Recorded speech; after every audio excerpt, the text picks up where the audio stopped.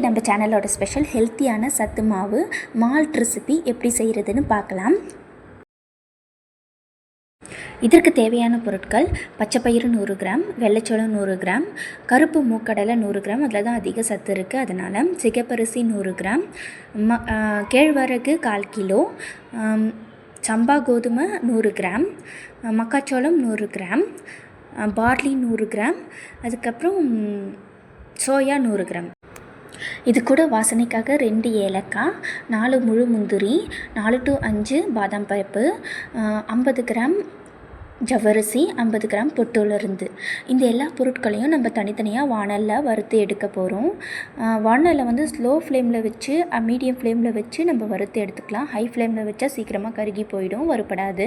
அதனால் மீடியம் ஃப்ளேமில் வச்சு ஒன்றுத்தையும் தனித்தனியாக வறுத்துட்டு ஒரு தட்டில் எல்லாத்தையும் ஒன்றா கொட்டி ஒரு அரை ஹவர் கிட்ட ஆற விட்டுட்டு அதுக்கப்புறமா நம்ம மாவு மில்லில் கொடுத்து அரைச்சிக்கலாம்.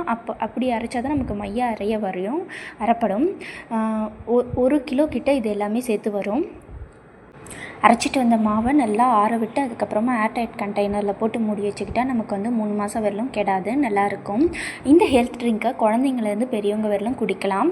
சுகர் இருக்கவங்க இதில் வந்து நம்ம எந்த ஒரு சர்க்கரையும், நாட்டு சர்க்கரையும் சரி நார்மல் சர்க்கரையும் யூஸ் பண்ணாமல் உப்பு போட்டு கூட இது எடுத்துக்கலாம். ரொம்ப டேஸ்ட்டாக இருக்கும். ஏன்னா எல்லா பொருட்களும் நம்ம சேர்த்து போட்டிருக்கிறதால.